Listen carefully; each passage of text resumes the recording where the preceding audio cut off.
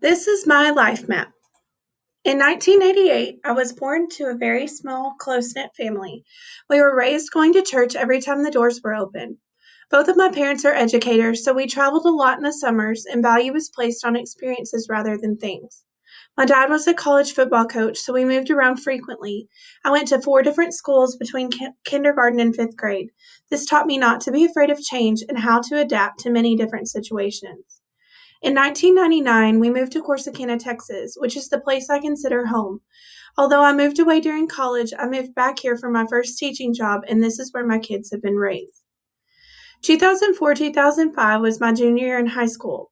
This was the year that I proved to myself that I could really be successful at anything I wanted to. I was first chair flute in the band, cheerleader, all district basketball player. I received ones at the state solo vocal competition. I was first place state winner at journalism and placed fifth at the state track meet in discus. I also took dual credit classes, sang the national anthem at several important venues, performed in community theater, and maintained top two GPA in my class. This was also the year I had my very first panic attack.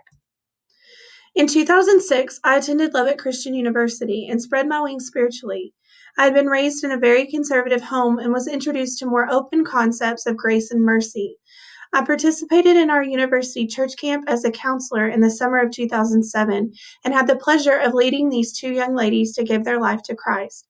This was also the summer I met my first husband. In 2008, I married Scott Elliott and had my son, Michael Allen.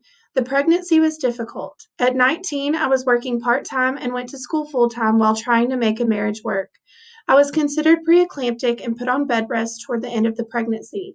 When he was born, there were several complications, including allergies and an extended period of jaundice.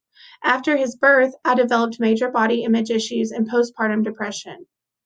2010 was my twilight zone year. I started my first year of teaching and was placed on a growth plan 3 weeks into school for classroom management. Mind you, I was a 21-year-old teaching 18-year-old students. In October, after some serious legal issues, I filed for divorce. Michael and I moved in with my best friend Jennifer, and I was non renewed for my first ever teaching position that spring. Luckily, I had already secured another job. For someone who had only experienced academic and professional success up to this point, I had to learn to deal with disappointment and process failure. In 2011, I started my career with Rice ISD and as a Premier Designs jewelry lady. These places have had such an impact on my life.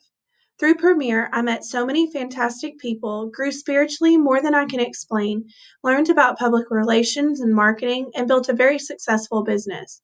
For 4 years, I worked full time teaching, part time jewelry lady, and 2 of those years, I was a full time student on my master's program and principal certification. In 2013, I had been married to Colby Ivy for about 2 years. That fall, Michael started kindergarten, and early 2014, Madeline Joy was born.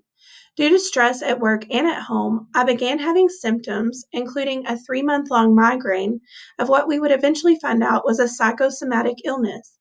This is where stress exhibits physical symptoms. I spent months going from doctor to doctor to find out what was wrong. All tests came back clear. I was advised by one doctor to begin counseling and consider reducing the stress in my life. So I started counseling, quit my teaching job, and ran my jewelry business full time. In 2018, I was encouraged and prodded by my mentor to take an AP position at Rice High School. I began the school year at the same time we were getting a long awaited women's ministry off the ground in the community. We had our first conference where over 100 women attended. That fall, after years of an unstable marriage and an incident that I hope to never relive, I separated from Madeline's father and went to live with my parents. We ended up divorcing the next spring. I continued working on my mental and spiritual health and learned how to be an administrator. After such a stressful school year and personal transition, I took the summer of 2019 to do a lot of personal reflection. Since childhood, my passion has been to travel, and during my 7 year marriage, I had not been able to do that. I made it to 7 states in a matter of a few months and took my kids on several adventures. This is also the summer I applied for the doctoral program, which is another bucket list item I had been putting off. My 7 day solo road trip from Washington to Southern California is and forever will be one of the most memorable experiences of my life. As with most people on this planet, 2020 will be a year that lives in infamy. While it has provided me with more downtime than usual to enjoy and spend with my children, it has also created a work environment that no one could have ever imagined. I am navigating these waters as a brand new building principal with a brand new superintendent and two other inexperienced campus administrators. Fortunately, we have created a tight bond over learning to be administrators during such a difficult time. I know that when looking back on my life, this year will be a year of professional growth like no other.